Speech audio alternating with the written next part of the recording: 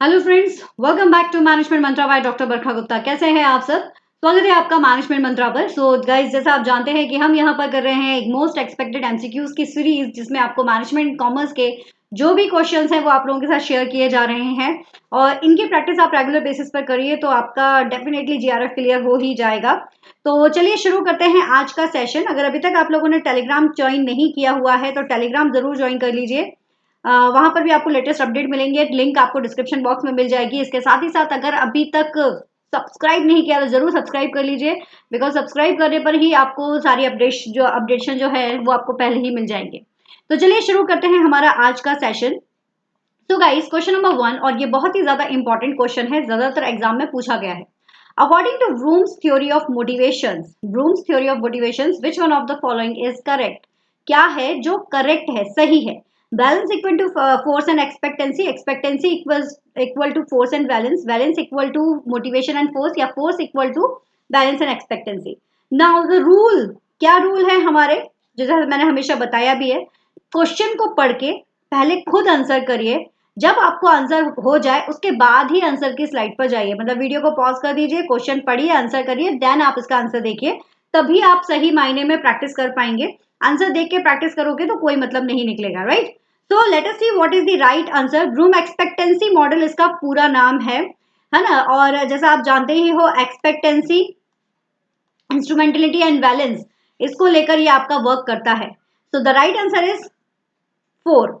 ठीक है, force equal to balance and expectancy. ऐसा क्यों बोला गया है? क्योंकि ये जो फोर्स है, ये फोर्स है आपका मोटिवेशन फोर्स। कौन सा फोर्स है? आपका मोटिवेशन फोर्स। और ये मोटिवेशन किससे आ रहा है? बैलेंस और एक्सपेक्टेंसी के बेसिस पर आ रहा है।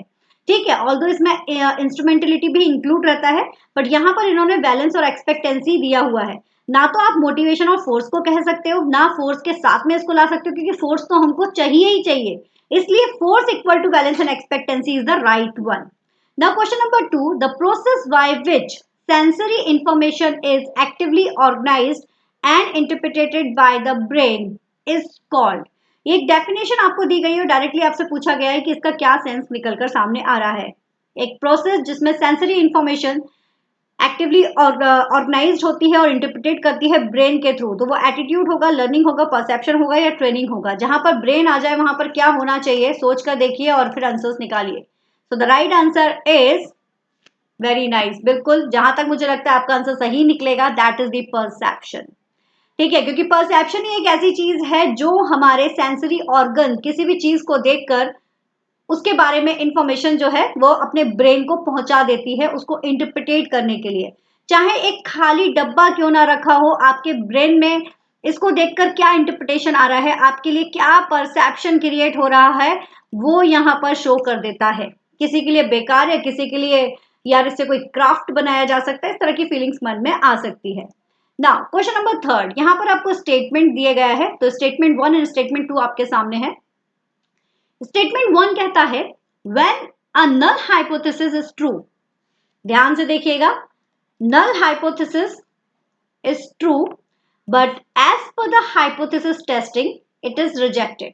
ठीक है, हाइपोथेसिस टेस्टिंग के अकॉर्डिंग क्या हो गया? ये रिजेक्ट हो गई है। It is known as type 2 error in the hypothesis testing.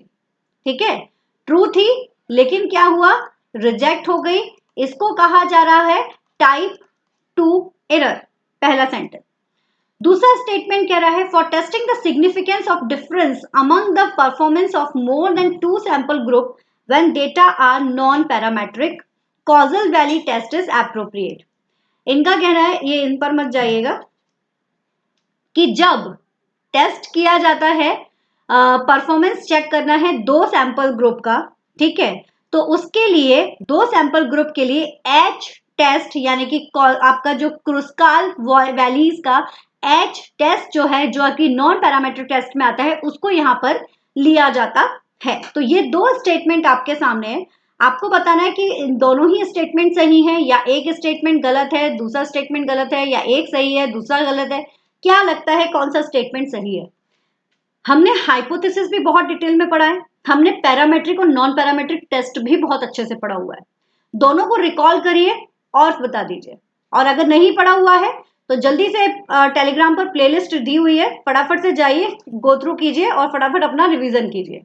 The right answer is 4 guys. Statement 1 is incorrect और statement 2 is obviously that is correct one, क्योंकि अगर नल हाइपोथेसिस ट्रू है तब भी रिजेक्ट कर दिया जाता है तो टाइप 2 नहीं बल्कि टाइप 1 एरर होती है, मैंने आप लोगों को बताया भी है।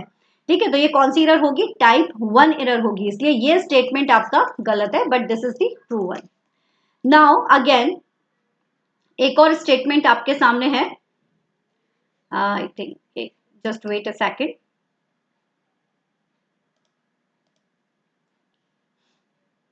ये आपका हिडन हो रहा है तो इसको मैं थोड़ा सा उस पर ले आऊं।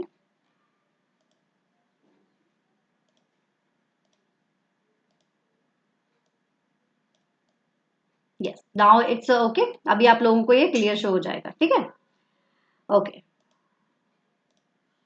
नाउ स्टेटमेंट 1 कह रहा है a sampling distribution of mean prepared on the basis of a small size sample from a population which is not normally distributed is not normally distributed।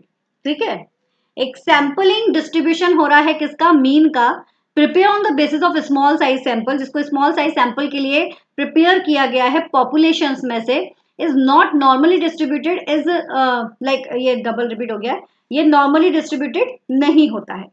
अब स्टेटमेंट 2 कह रहा है कि to test the significance of difference between the means of two small size sample the parameter value of the standard deviations are given. ठीक है, standard deviations भी given है और 2 सैंपल साइज गिवन है, तो Z test can be applied. क्या लगता है इसमें कौन सा स्टेटमेंट आपका सही है? So the right statement is A guys, A is the right one कि both the statements are correct one, क्योंकि if population is normally distributed that means कि जो mean है आपका और जो standard deviations है then the sampling distribution of sample mean is also normally distributed no matter what the sample size is vice versa। ठीक है, so statement 1 is correct। Same as statement 2 की जेड टेस्ट के लिए जो applicable requirement थी अब वो आपकी पूरी हो रही है, तो इसलिए जेड टेस्ट भी आपका एप्लीकेबल होगा। नाउ क्वेश्चन नंबर 5, यहाँ पर आपको लिस्ट 1 एंड आपका लिस्ट 2 गिवन है। लिस्ट 1 में आपको यहाँ पर कुछ टर्म्स दिए हैं like greenfield investment, turnkey project, piggy banking और आपका फ्रेंचाइजीज। आपको इसके बस मीनिंग बताने, नथिंग एल्स। बहुत ही सिंपल सा क्वेश्चन है और अगर आपने पढ़ा हुआ है तो आप डेफिनेटली इसको बता दोगे। ग्रीनफील्ड इन्वेस्टमेंट कई बार पढ़ाया है, टर्नकी प्रोजेक्ट कई बार कराया है, पिगी बैकिंग ये भी हमने किया हुआ है, franchisees as you know that. ठीक है, so let us see what is the right answer. ठीक है, आप लोग इसका पूरा अच्छे से पढ़कर इसको आंसर कीजिएगा, ये क्वेश्चन बहुत इंपॉर्टेंट है, आप लोगों से कई बार ये क्वेश्चन जो है वो पूछा गया है। चलिए, so let us see what is the right answer. So the right answer is A guys, A is the right one. As you know कि ग्रीन फील्ड मतलब एक नया इन्वेस्टमेंट की बात की जा रही है। ठीक है, so it is the most costly investment and hold the highest risk because हम यहाँ पर एफडीआई यानी कि फॉरेन डायरेक्ट इन्वेस्टमेंट के लिए ग्रीनफील्ड इन्वेस्टमेंट का यूज करते हैं और जब हम किसी नए बिजनेस को ओपन कर रहे हैं वहां पर तो वो एक कॉस्टली इन्वेस्टमेंट भी होगा और हायर रिस्क भी वहां पर मौजूद होगी। टर्नकी प्रोजेक्ट हम कहते हैं पका पकाया माल यहाँ पर आप किसी को सेंड कर रहे हो, वो वाला फंडा यहाँ पर काम करता है। तो ये जो आपका टर्नकी प्रोजेक्ट होता है, एक प्रोजेक्ट होता है where facilities is build from the ground and turn over the client ready to go. ये ready to go is the key word है ना, जैसा मैंने आपसे कहा कि पका पकाया माल रहता है, लाइक एक कंपनी जो है वो पूरी तरह से बिजनेस स्टैब्लिश कर देती है, उसके बाद रेडीमेड बिजनेस आपको वो सौंप देती है, तो that is the turnkey project. Now piggy banking, तो जो जो आपका पिगी बैकिंग है दैट इज यूनिक प्रोडक्ट और service sold in domestic marketing targeting international market through its customer के थ्रू ही डोमेस्टिक मार्केटिंग को हम कैप्चर करते हैं इंटरनेशनल मार्केट में। फ्रेंचाइजीज जैसे मैकडोनल्ड, पिज्जा हट, ये सब फ्रेंचाइजीज है, एज यू नो दैट कि ये एक्सपांशन का एक तरीका होता है। So this is the typical north American process for rapid market expansion. तो बिल्कुल सिंपल सा क्वेश्चन था, समझ कर करिएगा तो इस तरह के क्वेश्चंस कभी गलत नहीं जाएंगे और बहुत ही स्कोरिंग है। इस तरह के क्वेश्चंस अगर आपने कर लिए तो आपके एटलीस्ट 6 मार्क्स जो है वो पूरे पूरे पक्के हो जाएंगे, राइट। चलिए, now question number 6, which of the following statement is not correct about the strategic management? Strategic management से रिलेटेड कौन सा स्टेटमेंट है जो करेक्ट नहीं है? It involve formulation and implementation of minor group, minor goal. It involves initiative taken by the top management. It is the based on consideration of resources. It include assessment of internal or external environment of organization. तो क्या लगता है आपको कि particularly जो statement है, इनमें से कौन सा स्टेटमेंट है जो स्ट्रैटेजिक मैनेजमेंट से रिलेट नहीं करता है? स्ट्रैटेजिक मैनेजमेंट को रिकॉल करिए, क्या था स्ट्रैटेजिक मैनेजमेंट? बेसिकली उसमें किस चीज को इन्वॉल्व किया गया था, कौन सी प्रोसेस वहां पर लगाई गई थी, और फिर क्या क्या चीजें थी जो उसमें इन्वॉल्व थी. ठीक है, तो चलिए let us see. The right answer is A. This is not, क्योंकि यहां पर बोला है implementation of minor goal. It involve formulation and implementation of minor goal. Not, यहां पर मेजर गोल्स को फोकस किया जाता है स्ट्रैटेजिक मैनेजमेंट के लिए, बिकॉज हमारा विजन है कंपनी के टारगेट्स को अचीव करना, राइट? इसलिए okay. Now question number 7, again आपके पास दो स्टेटमेंट गिवन है. पहला स्टेटमेंट कहता है trade policy review body.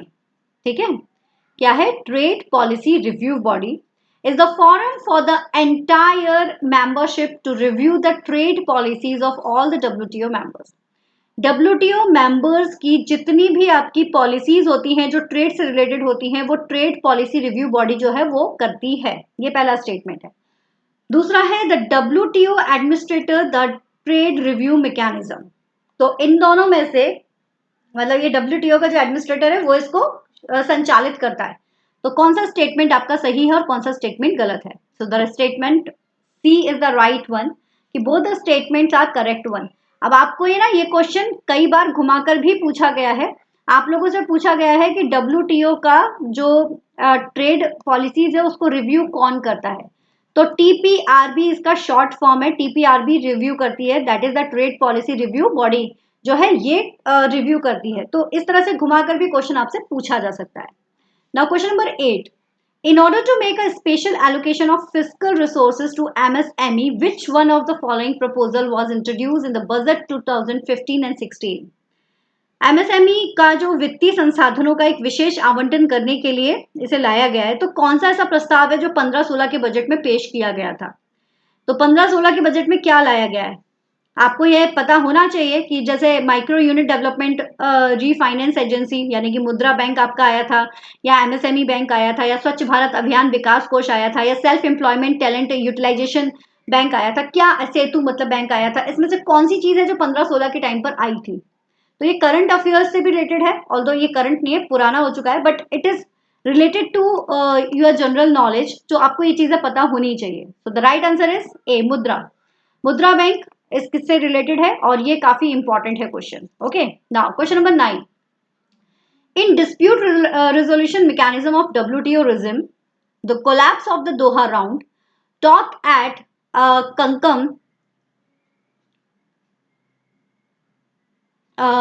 in September 2003 has been attributed to which one of the following? WTO शासन के विवाद संसाधन तंत्र में सितंबर 2003 में कैंकन में दोहा दौर की वार्ता के पतन के लिए निम्नलिखित में से किसके जिम्मेदार ठहराया गया है? मतलब दोहा राउंड अगर सक्सेस नहीं हुआ तो वो किसकी वजह से नहीं हुआ? Subsidies in agriculture and agriculture domestic support policies of development nation, या फिर major on protecting intellectual property rights of innovators, agreement on textile and clothing under the multi fiber agreement, या trade in the shape of individual traveling to foreign countries to supply services. The point is that कि आपको ये पता होना चाहिए दोहा round आखिर है क्या, ये किस लिए बनाया गया था, कब आया था और इसका मेन उद्देश्य क्या था. अगर ये सारी चीजें आपको पता है तो आप इस तरह के क्वेश्चंस को आसानी से कर पाएंगे. Already we have done with the Doha round WTO all the things. आप उसके लिए आराम से इंटरनेशनल बिजनेस का जो प्लेलिस्ट है उसको आप देख सकते हो. So the right answer is A, guys. This one. Subsidiaries. विकसित देशों की कृषि और कृषि घरेलू समर्थन नीतियों में जो सब्सिडी है उसकी वजह से आपका ये जो मैकेनिज्म था क्या हुआ था? कोलैप्स हुआ था. ठीक है, चलिए. Now the last question. In international finance environment for settlement of debt there is a practice known as netting practice. The netting practice pertain to which one of the following, ये जो आपकी बोली गई है नेटिंग प्रैक्टिस, ये आखिर क्या होती है ना। ऋणों के निपटान के लिए अंतर्राष्ट्रीय वित्तीय वातावरण की एक प्रथा होती है जिसमें नेटिंग अभ्यास के रूप में जाता जाता है। तो आखिर ये जो नेटिंग अभ्यास है या जाल लगाने की जो प्रथा है, ये किससे संबंधित है, ये आपको बताना है। तो आपको ये पता होना चाहिए, नहीं भी पता है तो नेटिंग प्रैक्टिस के बारे में पढ़ लेना कि आखिर ये होता क्या है। So the right answer is A guys। ये एक ऐसी प्रैक्टिस होती है by which subsidiaries and affiliates within the T&C network settle the inter subsidiary debts for the net amount earned during the post transactions period। एक अभ्यास जिसके द्वारा TNC network के भीतर सहयोगी कंपनियों की सहायक कंपनियां लेन देन के बाद की अवधि के दौरान बकाया शुद्ध राशि के लिए अंतर सहायक ऋण का निपटान करती हैं। This is comes under the netting practices. ठीक है, so this is all about today. Thank you so much. If you like the video तो अपनी प्रैक्टिस को जारी रखिए, जुड़े रहिए हमारे साथ, टेलीग्राम ज्वाइन कर लीजिए for all the latest updations. Like कीजिए, वीडियो को शेयर कीजिए, सब्सक्राइब करना बिल्कुल मत भूलिए चैनल को, और बेल आइकन जरूर प्रेस कीजिएगा जिससे आपको लेटेस्ट अपडेशन मिलना शुरू हो जाए। Okay guys, thank you so much, take care, tata, bye bye, all the best.